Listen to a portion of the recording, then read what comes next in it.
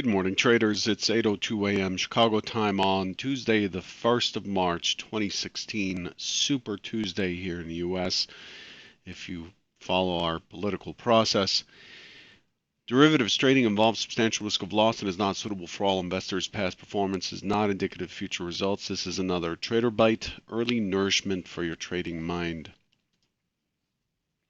The risk appetite overnight is very similar to yesterday's, oil being strong, followed by gold. So there's a slight risk appetite, but there's also it seems there's some nervousness on a macro basis, given what happened, the numbers that came out in China last night, causing us to sell off all the way down to 1920.75 in the ES, which is actually a significant area. So crude oil up 1.13%. Gold down, gold up 0.95%. Treasuries are flat. European treasuries, treasury futures are basically flat. The Bund's down 0.15%. Asian markets up across the board. Shanghai's up 1.71, and in Europe the DAX is up 1.9%, fairly aggressive. The FTSE 0.5% up. CAC 40 0.5% up. And U.S. equities up 0.76%, and the dollar index is up I believe it's 2 basis points. So in general, risk appetite is on. Risk is on today. Markets allocating more to risk, but there is a certain amount of nervousness there. And the nervousness comes from the fact that the manufacturing PMI in China printed 49.0 versus 49.4.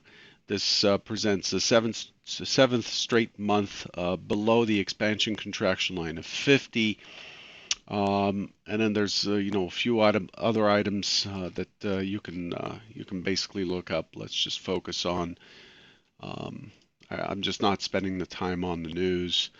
As far as what we're expecting today, just note that Lautenschlager is speaking today in New York. He's an ECB member.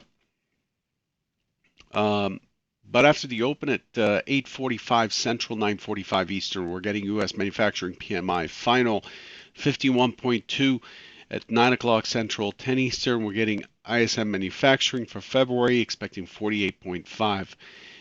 At the same time, ISM prices paid, construction spending, expecting 0.4 there, and IBD tip economic optimism, expecting 47.8. As far as speakers, I just see Lautenschlager, who again is speaking already, but that's about it. Let's take a look at what we did yesterday. But for accountability's sake, let's take a look at what was expected. This is from yesterday's Trader Bite. It shows what was expected. In this, I outline the expectation that we would end up with an open auction in range, choppy open, and then eventually the expectation is that it would resolve itself to the upside up to the high volume node here. You can see the top of the arrow is in the 56, 57 area, looking for the high volume node to be tested, value area high. And then I didn't continue, but the expectation is it would chop and then continue higher if it has more energy. So that's what was expected. That's what I showed yesterday. And I talked about any push to the downside is likely, we just need to watch this 38 area right here. Any push to the downside is to look out for the 38 bounce. Expectation is to fall through, bounce back up to it, and then the target becomes 1927, this point of control back here, and the point of control of the lower high volume node. That's based on yesterday's action. Here's what actually happened yesterday. Let's bring this back. Bring it back to where it was and then expand it after I talk about it. Here it is. It's basically on point. We get this choppy open a push to 56.25. We take out the high volume node. We get to the value high area. Remember, I talked about this being somewhat of a balanced profile on Friday. We get to the value high, pretty much to the tick. You can see the value high here is 56.5 outlined in this box, in this info box.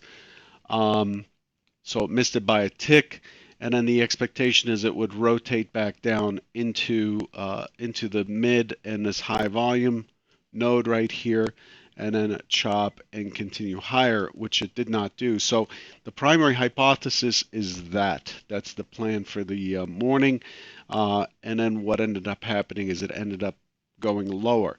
The opening had a very weak low. We had this really phenomenal looking zipper, which I'll show you in a second, right off of that PMI, right before that PMI number, which provided a setup, a base from which to rally. However, it gave us a very weak low with a lot of volume near the IB low, and so I don't know if I posted it to Twitter. I know I posted it to the S5 chat room to look out below 46 or so. The expectation, or 47, the expectation was for it to push through and become neutral, and then it would kick in the second hypothesis, which is the point of control. And we pushed through that point of control, which is at 2750, as outlined right here. 2750. That point of control pushed through, and it got to 2650, so pushed through by 4 ticks. Very methodical auction, very controlled auction. What we ended up yesterday with is a neutral extreme day. We broke the IB high, and then we broke the IB low, and that what this provides us with is a neutral extreme close because the market closed near its extreme. This is normally a reversal type situation. The expectation off of a reversal, a neutral extreme day, is continuation into the extended trading hours, and then a continuation down the next day in general, not always. Again, do not interpolate statistics to mean always, just because there's a high probability. And then overnight, we saw the flush down to 1922, 1920.75.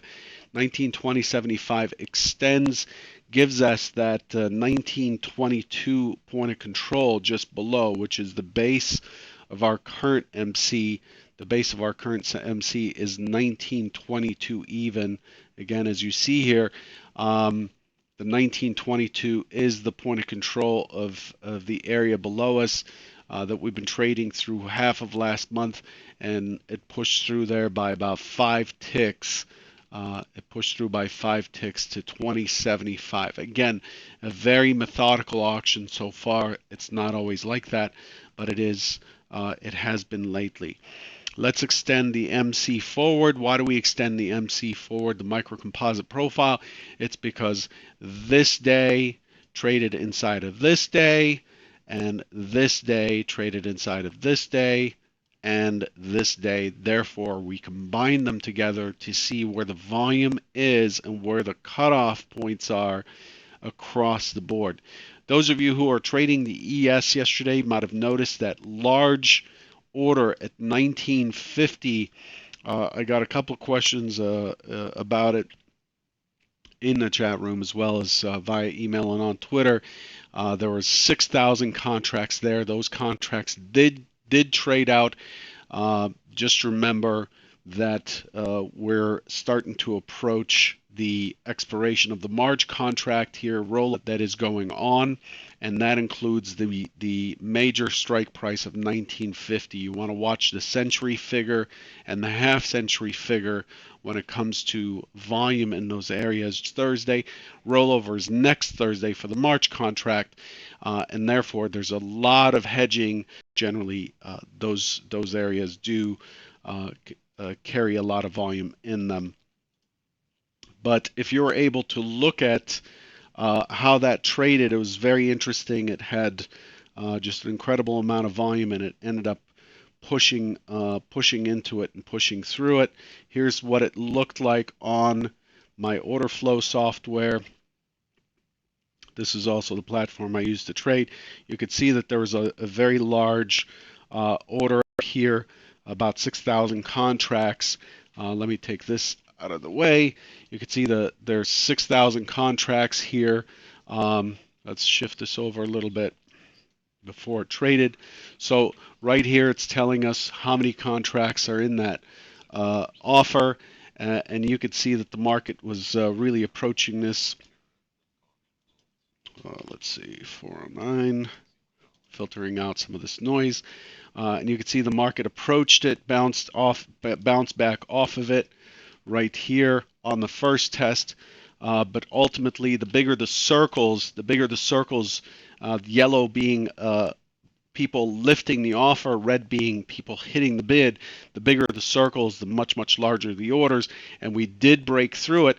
And so what we expect once it breaks through, and this creates a setup for us, we expect it to return, we expect it to flush through as those stops are taken out. So you can see the volume was very high in those areas, and it finally flushes through, and then it pulls back. To that area, and then it forms a base. See this? This is an important setup here for me. Generally, we pull back to those areas, and then we find the support. Resistance. Essentially, resistance here becomes support at this line. We find support, and then we have a continuation. In this case, about 7 points higher to the high of day before it started to fail to the downside and push through. So once we were through the 50, you could see how this market battles in that 50 area. Again, it doesn't just go away just because the size traded out. In general, especially in thinner products, the market tends to be attracted to those areas with high volume. That's what created the high volume node. See this high volume node here on the session and on quotes. And so that's important to note. And the reason it happens that way is because we have options. Anyway, didn't mean to get into that much detail. I actually wanted to spend a portion of the session today walking you through yesterday's trade, but I'm out of time. I wanted to show you how things were setting up throughout the session. Again, I know I've said I'll do this before, but I just don't have the time. But here's the zipper I wanted to show you. Look at this incredible balance here right before Chicago PMI. The Chicago PMI announcement came in here early for customers, for private customers, and then the market basically sat sideways and traded a lot. We formed this pretty strong high volume node and a pretty weak low before it started to flush lower. And then the setup is this right here, the pullback into the zipper, into the consolidation zone before it continues higher for Hypo 1. Again, targeting 52.50 and value high at 56 half, and then the market ends up pushing up. This was this here is the pending home sales came in much worse. Expected plus 0.5, came in at negative 2.5, I believe. And then the market finally, after battling, this was not easy, after battling for a while, it finally takes off and takes us to the highs of the day. So here's how things played out and where we ended up on the session. So here's that old point of control, and the market pushes right through it and builds a high volume node in that area. That is what is expected.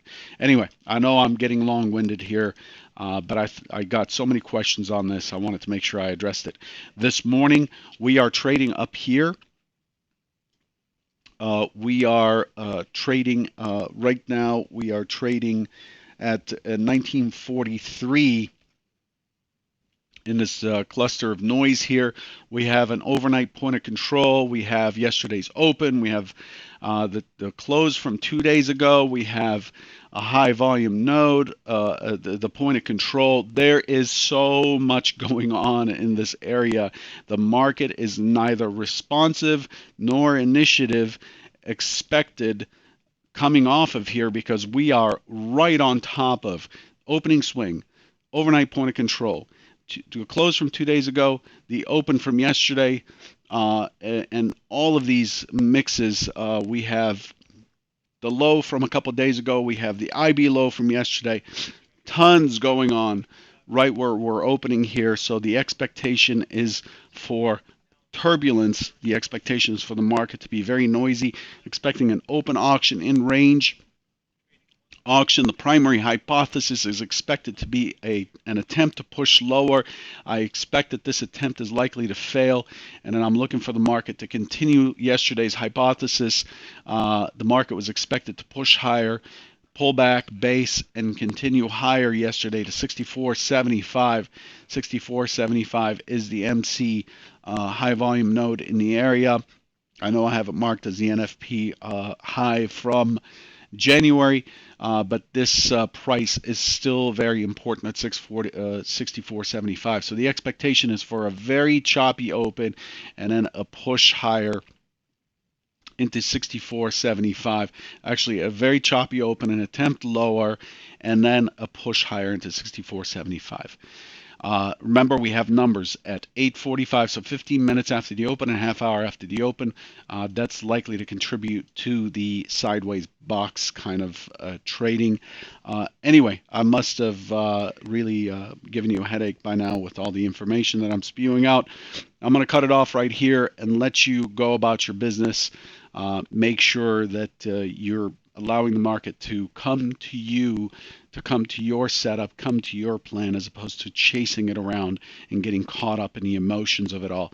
Emotions do not make money in trading. Remember that. Good luck.